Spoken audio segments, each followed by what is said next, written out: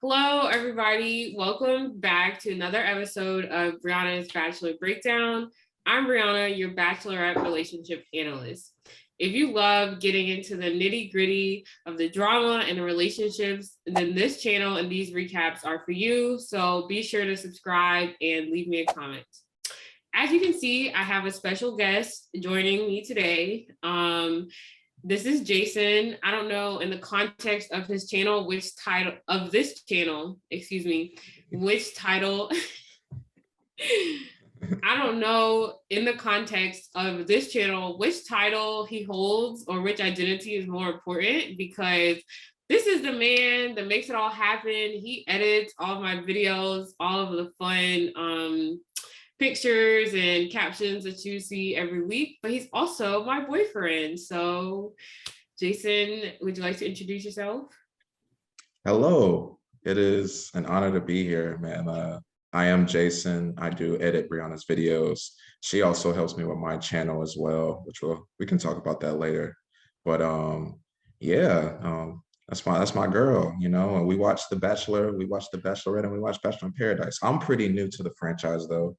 I started with Matt, James, or was it Claire and Tayshia season? Yeah. Claire and Tayshia season, which that was fun, wasn't it? But I've been watching ever since. Brianna got me hooked, you know, and here we are. If you would have told me a year ago that we'd be collabing to talk about this show, I would have looked at Brianna like she was crazy. So I'm excited to be here. This is an interesting episode, so I'm excited to kind of dive into it. Well, let's go ahead and get started. Let's do it. So I wanted to start us off with Joe's one-on-one. So they begin the dates. They stop by the Twins game for approximately 1 second. And then they go and visit the high school, or Michelle's high school. What were your thoughts? What were your reactions to just the day portion of the date? Yeah, I'll start by saying this. I think it was really interesting to see them like move locations. Like, I'm assuming that this is something that was already a normal thing at earlier seasons. I got started during the pandemic and everything. So I thought that was interesting. I thought that was interesting to start off, to like see that transition. But when it came to Joe and his date, like it was so interesting. Like just starting with the baseball game in the high school and, you know, going back to Michelle's school, everything just seemed so normal. Like it just seemed so easy. You know, Joe's probably been to many Minnesota Twins baseball games, and, you know, they already relate on the basketball thing. So I thought it was like really like a smooth, like opening one-on-one, like nothing was going on. Like they didn't really go back to the house to check in on any drama until a little bit later. Like it just seemed like really smooth. And I think that was kind of, I don't know, maybe the producer's way of saying like, you know, this is really like a couple that like it's so easy for them, like everything's smooth. Like they didn't even try to make anything weird happen. You know how the producers are. So I thought it was a really nice for them to like just explore what they already know together. Yeah, I would agree with that. It was a very calm, very low-key date. Mm-hmm. I think it definitely fit Joe's personality because he's not the type to kind of be out and about all over the place. Mm-hmm. I really enjoyed their basketball kind of meetup. I mean, we kind of got a glimpse of it when they had the basketball date at the beginning of the season. So I'm glad they kind of got to go for round two, because they definitely were in their element on the group date, which kind of, I don't say took the attention away from everyone else, but like they're the only two at the skill or level of basketball that they are. So I'm glad that they could experience that without any interruptions. Michelle, man, Michelle got a jump shot, man. She nice at what she do, man. Oh yes, as a former hooper, former high school hooper in the house, I'm sure you were paying close attention. I'm a fan of the game. Okay, so yeah, that was the day portion. Like you said, very smooth, nothing to report on.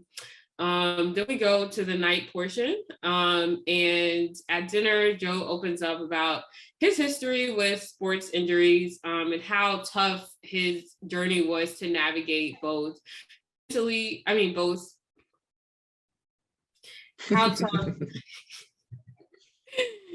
how tough his journey was to navigate both physically as well as mentally and emotionally. I feel like it was a real bonding moment between them, but what were your thoughts on the night portion of the date?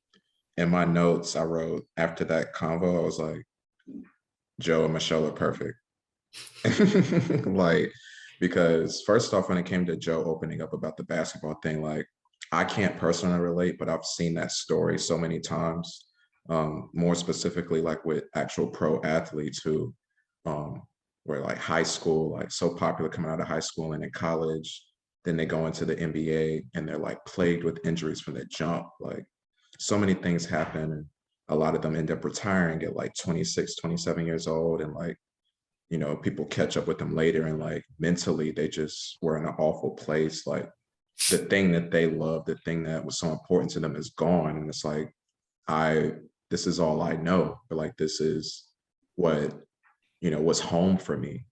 So like, when he was talking about it, it was like, I can't relate to you, but I know what he's saying. And like, it was really sad. And like, just seeing him open up about that, and just knowing that Michelle understood every single word that he was saying, like, really made them bond.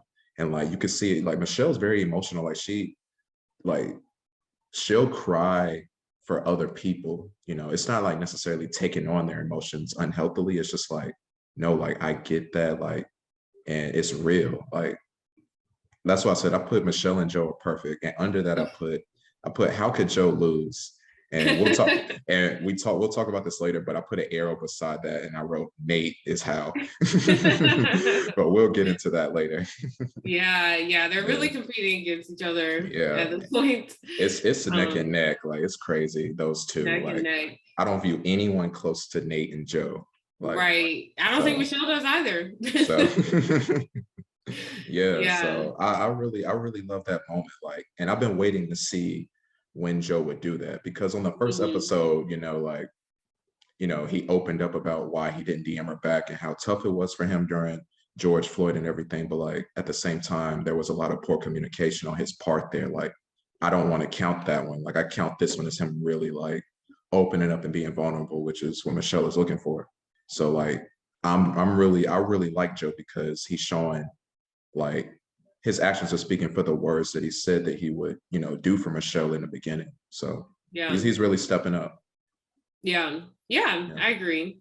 I wouldn't say I'm erasing part of their history, because that did happen. But he's grown. He's grown. I'm not going to erase. I'm just saying, I'm not counting that instance as opening up. I'm counting this as opening up. Right. You know what I mean? You said it didn't happen though, but it did happen. Yeah, okay.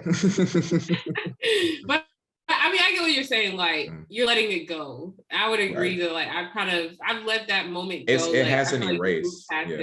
Yeah. I haven't forgotten it, because I feel like I said, when I wrote Nayte is how, like, I just feel like maybe Joe, something might happen with Joe. Like, that's his downfall. Yeah, I feel something like that's could happen. Kind of like, yeah, because we haven't really had any experiences in which, I guess, he's had to communicate something that he hasn't. You know what I mean? Because right now he's communicating on his own timetable. Like, he's opening up at his own pace. They haven't been in a situation where it's like, I need you to communicate with me right now about this thing. You know what I mean? So that's a good point. Yeah, we're gonna see. He's somebody that I'm really gonna be watching. Like, so I'm curious. I would agree with everything you said about how the night portion went. I felt like, I agree, Michelle, she was definitely like in the moment with him. One thing that I really liked is that she provided a lot of like feedback and encouragement. Like, exactly. He was like, oh, I felt like I couldn't get through it. And she's like, but you did though. Like, you got up every single day and you're here. And like, I feel like with other guys that have opened up to her, like, of course she doesn't ignore them. Like, she responds. But I feel like this was the most thorough feedback I've seen her provide. And just like you said, it's because this topic is so relatable to her that she knows, I feel like she knew exactly the right words to say. Like, I feel like she could really get into his head, because I feel like something like Rick, what he opened up about, that's a pretty unique situation. That's something that is uncommon. A lot of people can't relate to. So it's kind of like, you can be there and support them, but like, you don't really, it's not and a the lot. thing is, And it's funny, I was going to mention Rick after you finished, because Michelle also cried when Rick opened up about that, but it still wasn't the same interaction. You know what I mean? So it's just different. Yeah. So it's like she definitely is there for everybody, but this is just like it comes more naturally to her with this circumstance. Yeah. You can never ignore it. Like that always sticks out. Like that you just know those characters that are just like Michelle just connects with them a little differently. You know what I mean? So yeah. So yeah, that was kind of, did you have any other thoughts about day, night, their scenario? Nah. I think it was smooth. That was probably one of Michelle's best dates. Like honestly, like I enjoyed it. Like it was just the smoothest one I've seen so far. Yeah. As we get into more interesting stuff that happens. Yes. So heading to Joe's competition. So Nayte finally gets his one-on-one. They have a lake day. He meets the friends. Tell me your thoughts on just the day portion, first off. So yeah, like I really enjoyed like the late date. Like when Michelle told Joe that it was going to turn into a group date, I was like, wait, what do you mean? Like I thought something crazy was about to happen, but it just turned out to be her friends. And I really liked what happened there. It actually reminded me of Brianna, when your friends, like when I met your friends for the first time when we were in Charlotte and they were coming down for Davidson's graduation. And like we had dinner and like they were just asking me questions. I was like, oh, I was not expecting this. But like I felt like we had a really good interaction. They got to learn about me. I got to learn about them and like why you're so close to them. And like it was just a really fun time. And like I think those are important types of conversations, because it's not just about how you are together, but it's about how you are around other people. And I feel like Nayte showed that like who he is around Michelle is who he's going to be everywhere else. Like he's funny, like they were laughing, like they could see the chemistry. Like that was the big thing that everyone was talking about. And even the one friend, like it seemed like she got choked up a little bit. She was like, I know how Michelle is, and I know that she deserves happiness, and I see that. And like you could really see the chemistry that we've been seeing from the beginning with Nayte and Michelle. Like it's just, if you can't see it, something's wrong with you. You know what I mean? Like it's just there. But I really like that date. Like that's telling of how she really feels about Nayte. You know what I mean? But what did you think? Exactly. Yes. That perfect segue, because that's literally exactly what I wrote in my notes. I was like, it's very telling that Nayte is the one who got to meet the friends, because sometimes it happens, sometimes it doesn't, when like a random contestant gets to meet someone like I guess final two is when they would meet the Leach family.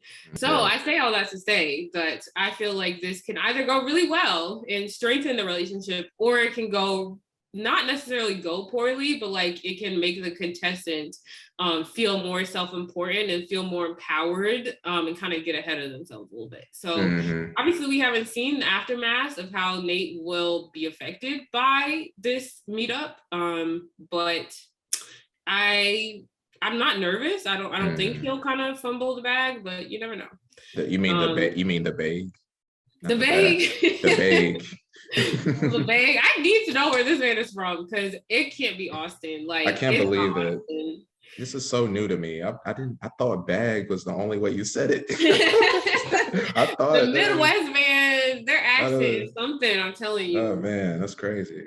But Brianna, I have a thought, and I want to know if you agree or disagree with this. But in talking about this being very telling that she picked Nayte, I feel like Joe would have maybe fumbled it or not been as good if they switched. Like I feel like Michelle was really thinking about these one-on-ones for like this week, and she was like, Joe fits more for this first date just because of all the stuff we're doing in the city. Like it's just home. But if I get them in front of my friends, they probably know about the DM stuff. They're gonna probably grill them and try to see what's going on. Joe might be overwhelmed. He went into night one thinking that wasn't going to pop up. With no plan. Like they weren't going to talk about anything. So yeah. I think Michelle really, like she gets an A+. That's an interesting theory. She gets an A+. I feel like that's coming from a place of like Joe being so reserved or whatever. I just feel like they wouldn't have really they would have had to get more out of him. Like, he's just not. Nayte is easier to. Nayte is perfect for that situation. Like, I don't know. Okay, I feel like Nayte is more outgoing, but I don't feel like Joe is incapable of holding his own. That I agree. I don't think that. I think the chemistry would have been different. I don't think it would have been as obvious because their relationship isn't as effervescent. It's not as on the surface. I think that Joe can very much so hold his own. I mean, this whole time she's kind of always been like, Joe has that quiet confidence, like da da da. And I think that's what we would have seen. The friends maybe would have had to dig a little bit harder. And maybe observed different qualities in him than they did in Nayte. But I mean, at the end of the day, they're different people. So I don't think he would have necessarily performed poorly. But hopefully he would have thought of a plan because, I mean, if he didn't meet the friends right now, if he wins, he's going to meet the friends in life. So he needs to have a plan of how to approach these DMs situations. Because girls remember that. Yeah. I guess the thing is, I don't think he would have failed. I just think that it just wouldn't have gone as smoothly as it did with Nayte. Like, I just don't see it. It would be different. But it would have for sure been different. But I don't think that's bad though. Because I mean, think about Nayte in the Minnesota date. He wouldn't have that basketball connection with Michelle. They wouldn't have that one-on-one time together. You know what I mean? Like, there are trade-offs between the two of them. Nayte being 6'8", 6'7", or whatever, was missing layups on that basketball day. You're right. That would have been a bad idea. So it's like they both have their strengths and they have their like things that just aren't their strengths. I wouldn't even call them weaknesses because it's like they're just different people. Right. Yeah. Not being from Minnesota that's not a weakness. It's just like, so that's not a weakness. So yeah. But that was just a thought that was in my mind. But yeah. No, I like what you said. But yeah, so my only other thoughts on the date were, like you said, they were asking him a lot of questions, which it's not that I was surprised. I was more so impressed because I feel like so many people going into hometowns, all the families are like, we're going to grill them. Blah, blah, blah. And then they're just like, oh, so what have you guys been up to this journey? Like, they don't really ask any like difficult questions, but I feel like these friends, they were ready. They seem like actual fans of the show. So they're like, okay, we're about X number of weeks in. We know the drama's gone down. Tell us your role in it. Like they they knew and what type of questions to ask. And I like that Nayte. There were several things I liked about how he handled himself. I like that he, number one, was open and wasn't trying to kind of like dip and dodge the Chris questions. And he was like, you know what? I did say this. So I can see why Chris would take it in this manner. Like, you just kind of spoke the facts or whatever. And that like disappointed me a little bit thinking back on it. Like, when it came to when Chris first told Michelle and how Nayte like responded, because had he said it like he said it on the boat, like, would Chris have even gotten a rose potentially? Like I feel like Nayte could have explained that situation better. It's also like how I don't know, it felt weird when Michelle told him about not being seen last episode and how he reacted. Like, he was throwing me off and I was like, this isn't you. Those were not his best moments. Yeah, like, I feel like the boat is like really him. Like, just be open. You're comfortable. Like, you're comfortable here. Like, it's fine. Like, just be open and like let us know. Because he wasn't saying that he had it in the bag. Like, that's not what he was saying. Like, maybe he's the type of person that like needs time to process confrontation. Because I mean, the thing with not feeling seen, it's like she literally told the guys at the cocktail party, she said, I'm not feeling seen. Nayte, do you want to go talk? Like, there was no processing time. Same thing with like the Chris situation. Like, Chris, his whole time was like bubbling over with this information. Nayte had no idea that Chris was going to share that with Michelle. Right. So maybe he just like needs time to kind of like take in what's being said to and about That's a good him. point. That's a good point. I mean, we know I love Nayte, so I'm gonna try to give him the benefit of the doubt. I love Nayte. I love Nayte too. Nayte too. Maybe not all for the same reason, but I love Nayte.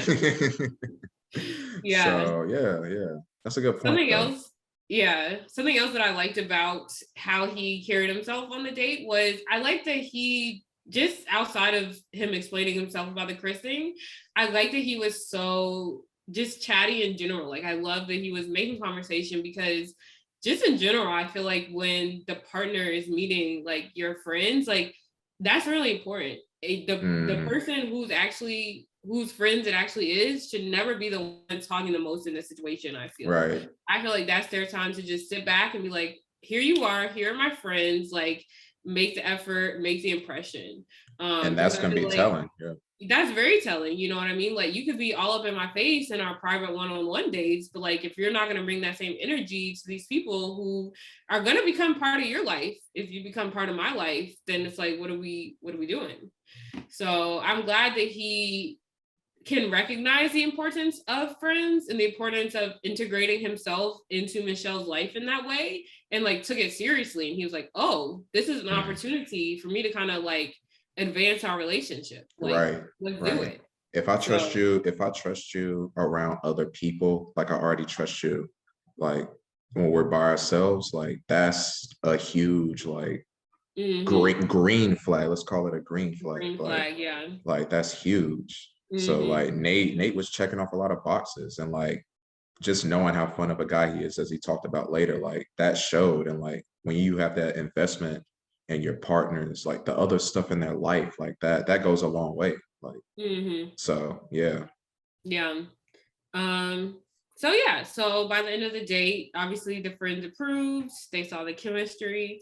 So then we move into the night portion. And so we're just gonna talk about dinner. We're not gonna talk about our dinner guests just yet. Okay, cool. Yeah. But at dinner, so Nayte, he kind of opens up about his fun-loving side, and how at first, honestly, I felt like they were not saying anything. Nayte was like, I love communication, and Michelle was like, see, I'm big on that. I was like, okay, guys, okay, let's move this along. Like, you're not saying anything. But he started diving into how he was like, you know, I'm super fun loving. And if I see that starting to slip from myself, that's kind of like a self red flag. They're like, I'm not comfortable in this relationship, which I feel like was a very interesting perspective. Oh yeah. And then Michelle then opens up about a previous relationship she's experienced, in which she had so much stress and anxiety, essentially from kind of existing in a one-sided relationship to the point where she got debilitatingly sick. Like she couldn't eat, I don't know what other symptoms she had.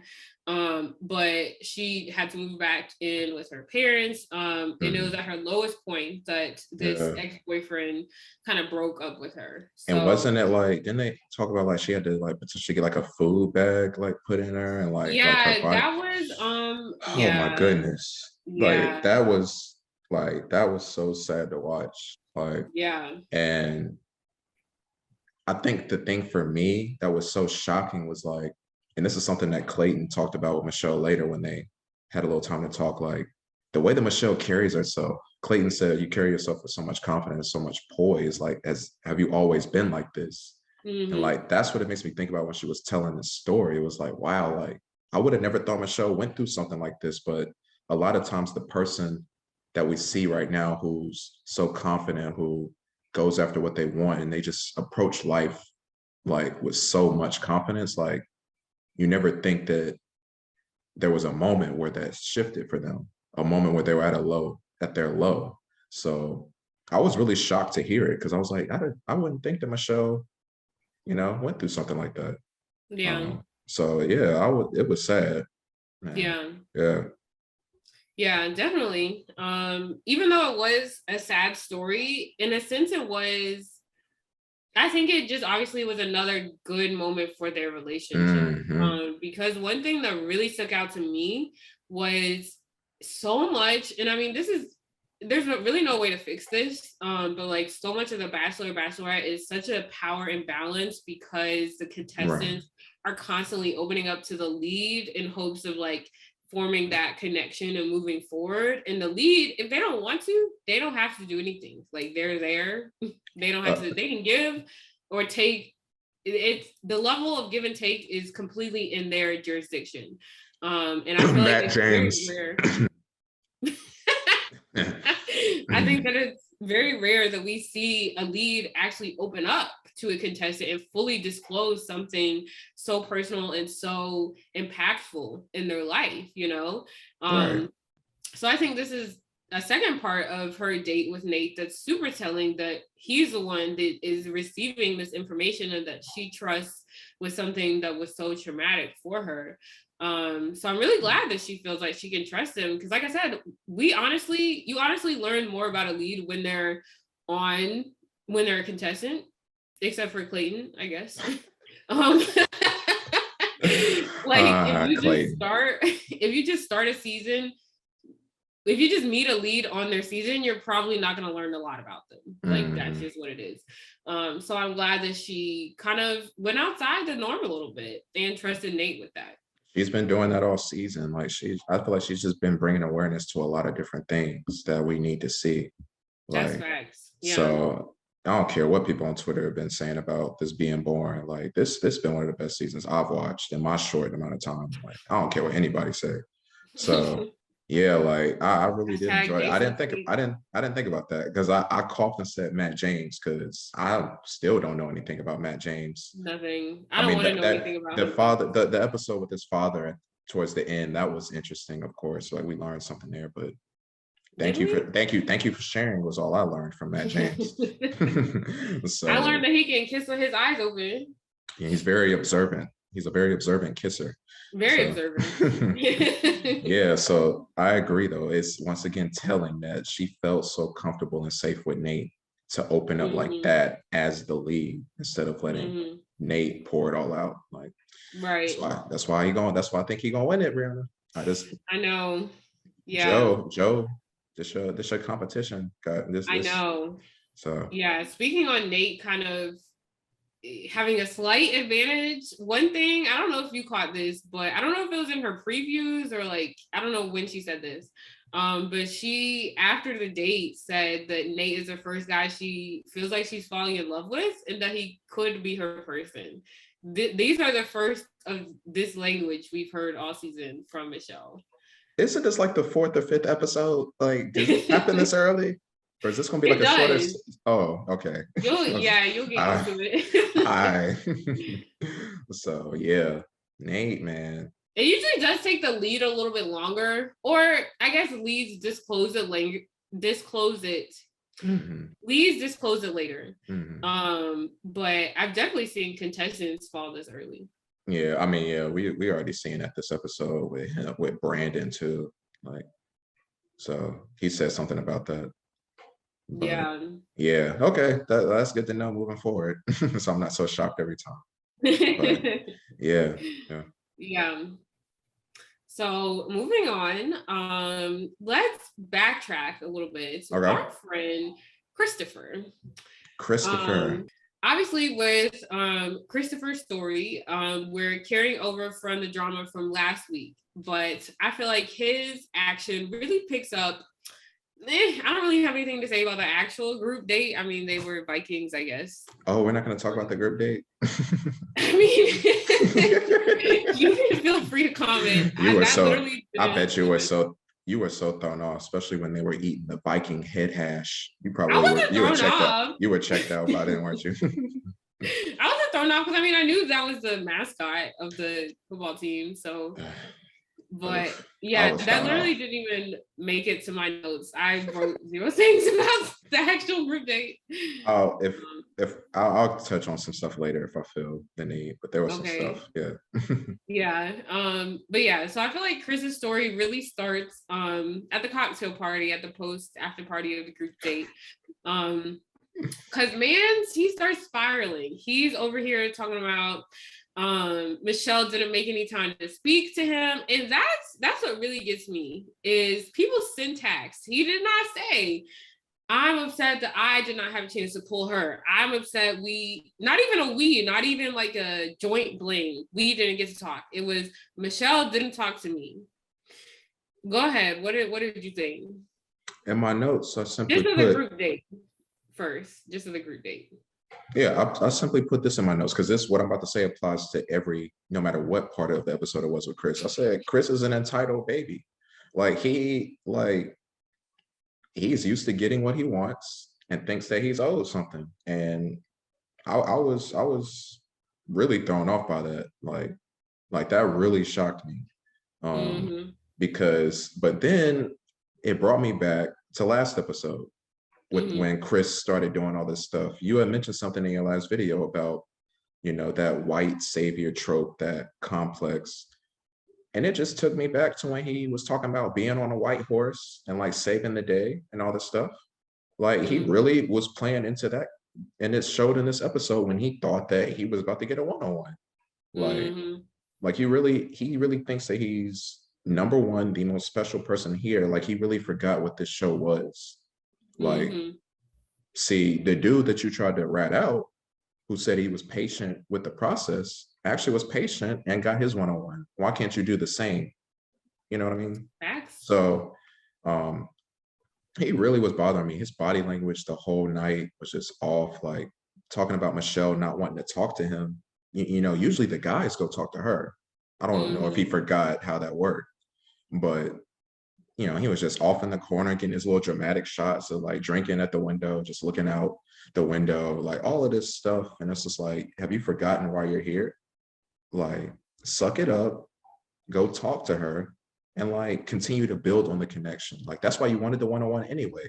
You didn't get it, so build on it. Build on the connection that you see is there and keep going. Like he was really annoying me. It was sad to watch. So yeah. What did you think? Yeah. Also, you cut out for me, so I'm. I could tell. You want me to? That was a lot. I said a lot. Do I need to start? I mean, as long as my face doesn't look dead, I wasn't moving really. Okay. But yeah, how about this? How about just give me your thoughts, and then I'll, respond to that as well, and I can see how it looks later. Okay. Yeah. Yeah. So first things first, I definitely agree with everything you're saying, but I just have to touch on the funniest moment was after Michelle left, and the whole time when she was like awarding Clayton the group date rose, and Chris was over here like, yeah. No. But what was funnier than that was after she left and Brandon turns around, he's like, you have something to say? You've been smacking your lips a lot. I wanted to point that out though, because Brandon stuck out at how he's like, Chris, you smacking your lips, like you got something to say. And like this facial expression was just so funny to me. But Olu was the one that stuck out to me the most. Like he was me. Like he's one of my favorite characters. I know he's not going far, but I love Olu. And Chris was just talking about like, yeah, like, we all look good. Like, it was a good night. And, I want to talk to Michelle more and boom, boom. And Olu was like, it's a reason why you were a donkey today. I don't know if you know, but like, you've been acting weird. You threw us under the bus. And after all the stuff you did, like, you threw the whole house off. I don't like you at all. And, because it took me back to the group date when, they were doing the competitions and, Chris threw the log really far. And Olu was like, he comes off really cocky and like selfish and with all his actions, like, I can't wait to wipe that smirk off of his face. And I was just like, oh. So Chris is not a favorite amongst really anyone in the house except for Martin, which I would love to discuss later when we talk about Martin. We'll get to that later. Okay. But yeah, Chris really just, he threw the house off last episode and he continued to do it today. Like Casey kept talking about how weird it was. Like everyone just felt it. And it just, after a good date like that, just, wow, why throw the vibe off again? Yeah. So one thing that you mentioned kind of stuck out to me, not because I necessarily disagree, but because I'm genuinely confused. Like when people, including you, are saying like, oh, I think he forgot what show he was on, like, da-da-da-da. It's not that I disagree with that, but here's my thing. I'm ready. I would love to know, I would genuinely love to know how he's experiencing or how he was experiencing the relationship with Michelle, right? Because he's over here like thinking he's a shoo-in, thinking he has it in the bag, thinking he's gonna get the one-on-one.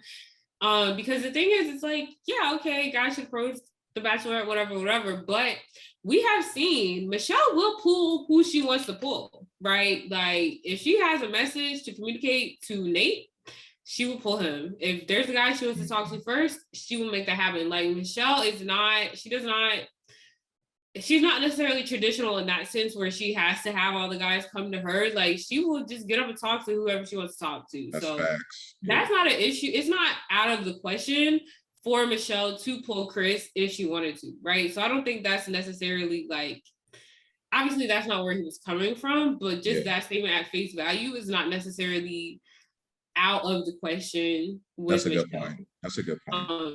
My thing is like, I want to like, because my thing is like, okay, we've established she does pull who she wants to pull. So now we're looking at, she's not pulling you. She doesn't want to talk to you. Like, he's not getting the hit. Something's not clicking. So I would literally love to know how he is genuinely experiencing the relationship. Like, I'm curious. Does he not have experience dating? Does he know what it looks like when someone's interested in him? When someone wants to talk to him, like Sis hit him with her whole shoulder last week. Does that make Chris feel special? Is that what he's used to in interacting with girls? Like, does he not know what the cues are when someone likes you? You know what I'm saying? Like, I'm not even trying to come for him. No, I feel you. You know, I am kind of, because like he's soggy, but like at the same time, like, do you not know? Like, if a girl wants you, like, you'll know. You know what I mean? You know, I just wish that people valued self-reflection a lot, because I wish if I would have been Chris when I revealed the whole Nayte stuff, and then I'm like trying to go in for a kiss and Michelle is like acting weird and hit me with the whole side hug or a full hug where the bodies aren't connected, I'd have to sit and think like, wow, I just thought I gave Michelle good information and she didn't even want to kiss your boy. Like that seemed to just not even register on the radar. Like that's really good to me. And for him to not think about that and then be so shocked that he didn't get a one-on-one, it's like, did you not replay just the physical part? Like, I want to know how he's experiencing it, because he's got to be experiencing it differently than how it actually is. Like I'm convinced there's no other explanation. There's no other explanation. He's either not had any dating experience or he's had lots of dating experience where he himself has not, been the type of person to like really reflect and like go about things the right way, or maybe he's just been used to getting what he's wanted in relationships, and it's like women don't do this to me. I don't know. Maybe he's just like, oh, she'll come around. Yeah, like it's a rude awakening for that man. So I listen. And also oh, go ahead. I was gonna say, now that I'm looking at my notes, I literally didn't even write down when he invaded their dinner, because that was so just nonsensical to me. It didn't even make it into my prep for this video. I think do you have any thoughts on that? I think that Nayte made that one of the funniest things that's happened on the show so far, because when he pulled up and was like, it's really important, this dude Nayte was just like, weird. He just said weird. Like, this man was really thrown off. Has anyone ever interrupted a one-on-one in the past? I'm curious. Oh yeah. I feel like that's just the ultimate level of disrespect. Like, the producers group dates for that. Group dates are one thing, and like I said, I've watched the show a few seasons. I haven't seen that happen yet. So I thought the interrupting was for the group dates and the cocktail party. I don't know. Not for a one-on-one. Like example, but I'm sure it's happened before. That's so disrespectful. More of like, you're right. I feel like a one-on-one is a different level. Mm-hmm. I don't know, but I thought Nayte's reaction to the whole thing was funny, and then they walked out, and Nayte just took a drink and was like, "What is happening?" Like, and he's laughing. It's just like, what else can you do? Like, it's different. It's different though, because usually on a group date or something, when this happens, Michelle won't be like, I'll come back or I'll see you later. It's never that. It's like, this date is over. I'm going to the next person. So Nayte had the best reaction, because it's like, she said she'll be back. Like, she got to handle her business. So I like that he was still a little comfortable, but I would have been, pissed. Like, he was pissed. You could tell. Sometimes you use laughter to hide that. So man, and that's my thoughts on that. And I loved how Michelle just straight up got rid of that man. Like, let him know. Like, I loved her response. Yeah, she really gave him a word when she said that she needs someone to stand beside her and not speak for her. Period. Nothing else needs to be said. And it's bringing that awareness again, because she talked about how, being from Minnesota, being a woman of color, being that true minority, she's not used to people letting her speak for herself. She has a voice. Like, yeah. One thing about Michelle, like, that's a woman with a voice. Like, she gonna tell you how she feels. Like, she is not afraid. Like, so. And I mean, my thing is, it's like, I'm that type of person too, but it's like, I don't think that's necessarily like a given. Like, I don't think that, it's fair to assume that all women don't want a guy that kind of sticks up for them or takes the lead in situations in which they feel their woman is kind of not getting approached the way they would like. Like, I feel like some women like that. Some women kind of like the guy to be in front of them. But my thing is, you can never assume, and you always have to, it's important to learn the person who you claim to want to date and adapt to their way of moving. You know what I mean? If you're used to dealing with girls that have liked for you to kind of be more the man in charge, okay. Well, Michelle's not those girls. So if you want to date her, you have to like just adapt to her style of interacting. And that's just what it is. Exactly. Like, and it's weird because when she told Chris this whole thing, I don't know, it felt like he actually got it. Like, it felt like it looked I think he just didn't have time to respond. Yeah. It looked like it synced into him. First, that he's about to get kicked off the show, one, and two, like, his face was just like, I think it was weird. It still felt kind of negative. Like, the vibe that I got from him when he was taking it, I was like, oh, you have a voice. I think it seems new to me. That seems new to me. Like, it just. Yeah, I think we just didn't hear his response, so it's easy to assume that he got it. But I think he probably still said something dumb, and it was just edited out. I no part of me is going to assume that it sunk in for him. I just don't think we heard it. I feel you. But yeah, so that was Christopher. He's come and now he's going. Before we head into our final chit chat of the recap, Jason, let everyone know where they can find you elsewhere on YouTube. Yes, guys. So I have a YouTube channel. It's called Jason's Take. We'll link it in the description. But it's strictly music. I review music, albums in the R&B space, hip hop space, pop alternative, a lot of genres. I just love music. I love just talking about how it makes me feel, like my thoughts on it. I think you guys will really enjoy it. I put out 3 videos a week. All right. This is what I do. Brianna and I, we put this content out. Like, we love, YouTube and just, talking about what we like talking about. So check it out. Jason's Take. We'll put it in the description, and I hope you guys can subscribe and, listen to my takes.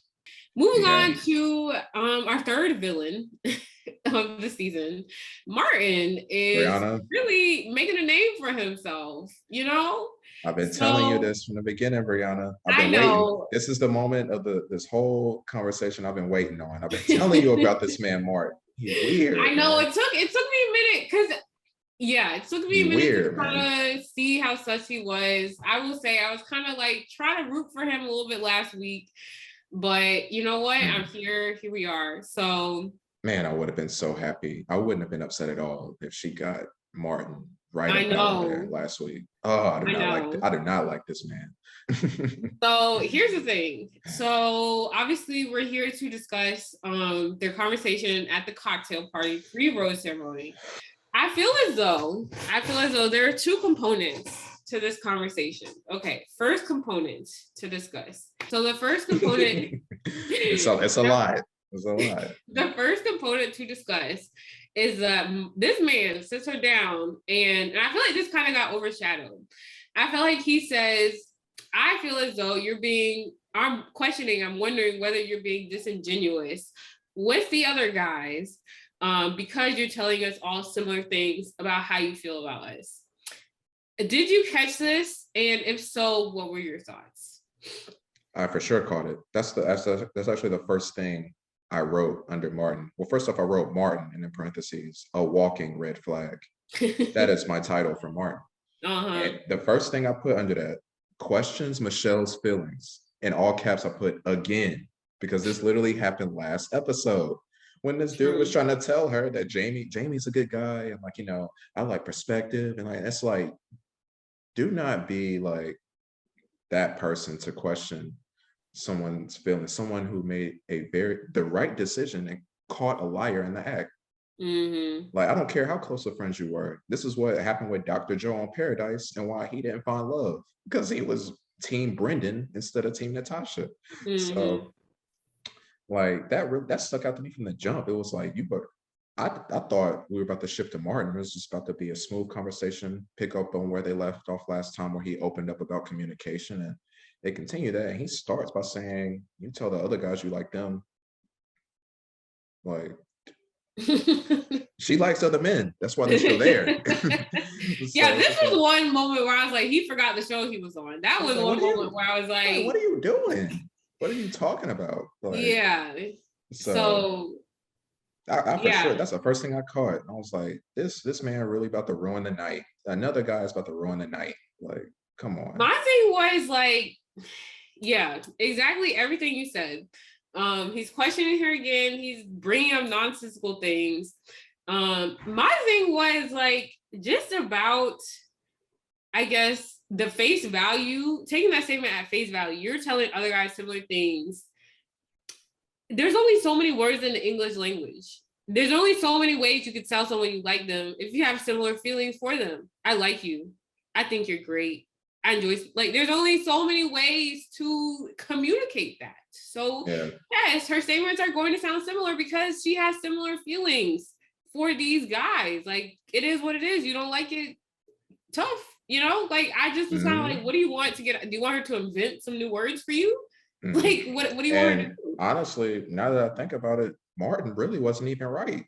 Michelle is not saying the same things, because the way she's talking about other men compared to you, like you would wish she was saying, that to you, actually. So you know, I don't know what you're pulling from, but I would love for Michelle to be speaking highly of me. If she's speaking highly of other men and I hear that and it sounds similar to what she's saying to me, it's like, okay, I have competition, like, but I'm here. Right. I got competition, but I'm here. Like, I'm gonna be here. So this man, bro. And then on top of that, he's friends with, yet again, another enemy. Another villain. Because to go back to the cocktail party, this man talking, to Nayte's one-on-one, he's outside talking to Martin.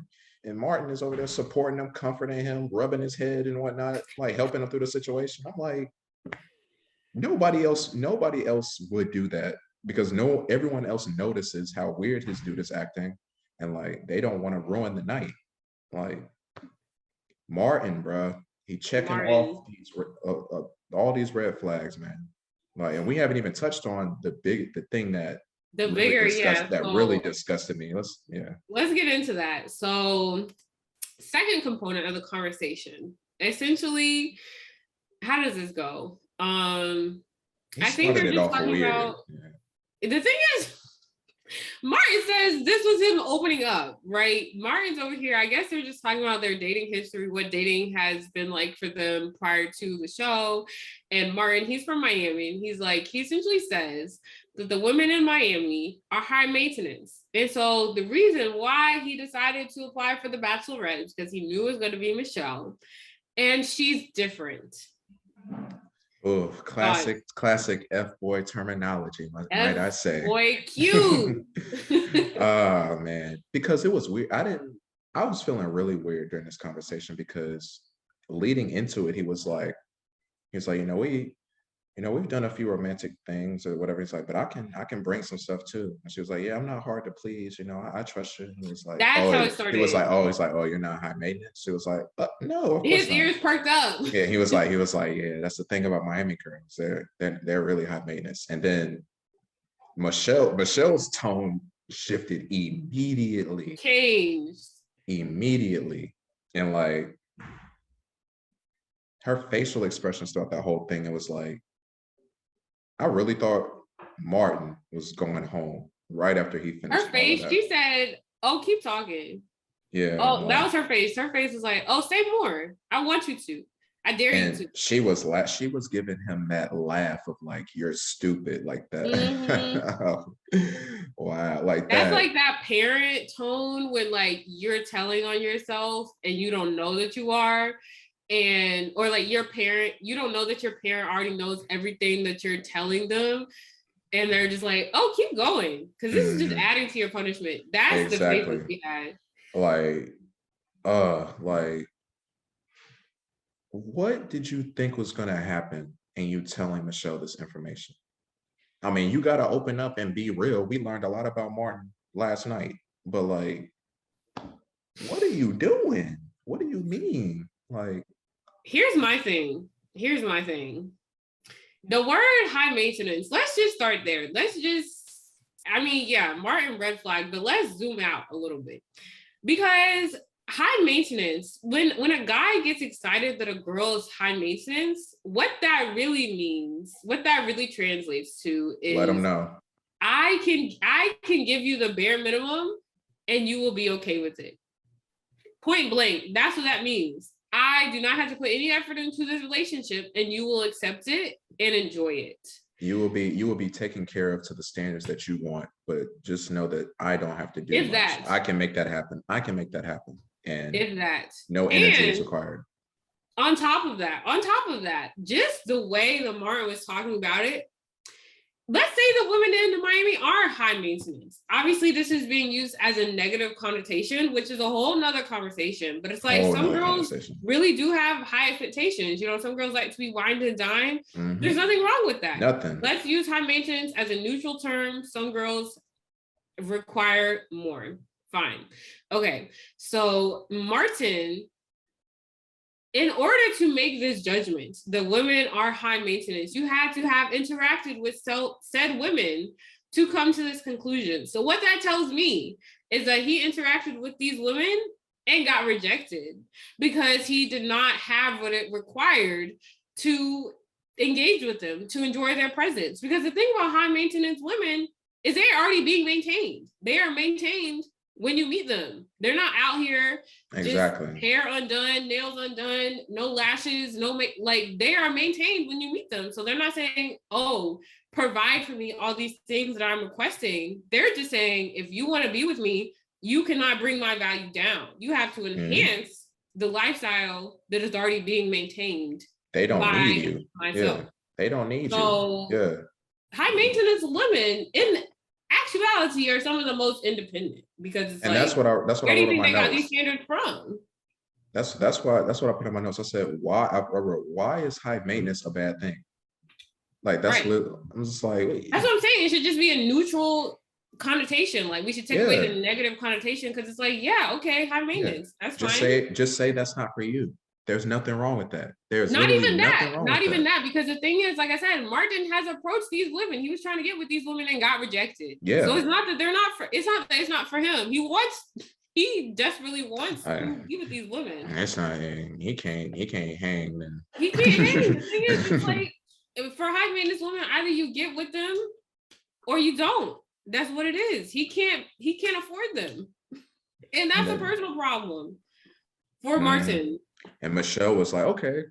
And first, other thing, I just hate when people say the term female and that's it. He was saying that, and then Michelle said it. I think Michelle like repeated that part to like make him hear it. He didn't hear it, but and talking about that, and I love that she was like, okay, so when woman high maintenance versus male high maintenance, discuss, explain. And so it's just like, because the thing is, men can be high maintenance too. They really can. Men like their sports cars. They like, I don't know what men like. Men can have expensive habits. You know what I mean? Like, oh yeah. Would you care to provide any examples? I'm not a high maintenance male, but I mean, just the finer things, mainly probably cars, property. Not the finer things. I'm not a high maintenance male. I'm not tapped into that community. But Yeah, Let's like cut that part out. I think yeah, that's fine. I think the whole thing that was so weird is like he was explaining this whole thing to make it seem like, oh, like I'm just saying it should be equal. But like I think in doing that, he was really just like disrespecting a community of, we'll say, women for this time. Like that's really disrespectful. Like they're, like you said, that's an independent group of people. Like they do their own thing. They don't need you. Like everyone has standards. We talk about this high standards, low. Everybody has standards. So if you want to add on and bring forth what is needed in that relationship, you can either do it or you can't. But if you can't, don't be throwing shots at me and disrespectful. Right. Like, so. And don't just think just because Michelle is quote unquote low maintenance, she's gonna accept the bare minimum, because that's certainly not the case. Exactly. And if you don't know that now, really looking for. So Michelle's not the one. They're still talking about, I came on the show. You were different. That's why I came on the show. That's a trigger word. That's a trigger warning. Anytime a guy says you're different, run in the opposite direction. Because they always say you're different, and yet fail to tell you what's different about you, you know? So, Martin. How did he get a rose, Brianna? How did he get a rose? I wanted to say, when I was writing my notes, I wanted to be like, oh, the producers made her do it. But then the preview for next week, she's kissing this man. So I don't know if she doesn't see it. I don't know. I also have a little theory. I feel like they're faking out something too, because it looks like they're showing that there's a guy who's acting up, and they show Clayton saying like, you're an actor on TV, and then they cut to Nayte. I feel like that's a fake out. I feel like that's think it's a fake out too. I feel like that's Martin. Yeah, because when they teased that before the season even started and we didn't know Nayte, I was like, oh my gosh, this is Nayte guy, like da-da-da. But now that we know him, I know number one, it's not him. And I can tell by the way he's speaking, if it were directed at him, we already know Nate's gonna handle it. So if Clayton were coming at him like that, Nayte would have a different tone. Right. Like, what are you talking about? He would be like, what are you talking? Like, I agree. I was looking at it again because I have YouTube TV, so I was rewinding it. And I was like, the backgrounds look really different. I was like really observing. I was like, it's not Nayte. It's somebody else. Nayte. Yeah. It's definitely not. I feel like it's Martin. I feel like it's Martin. I can see that. Because I don't know who else it could be at this point. Yeah.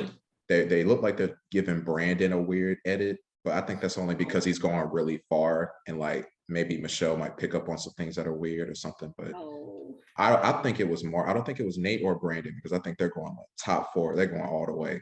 I think it's Martin who. Because when he said, that's why I came on the show, you're different, that just rubbed me the wrong way. I was like, what do you mean? What do you mean? Like, so. Yeah, well, we'll see. All right, well, thank you so much for joining me today. Let us know in the comments who stuck out to you. Are you more Team Joe or Team Nayte? Let us know, and I'll see you back here next week for another recap on Brianna's Bachelor Breakdown.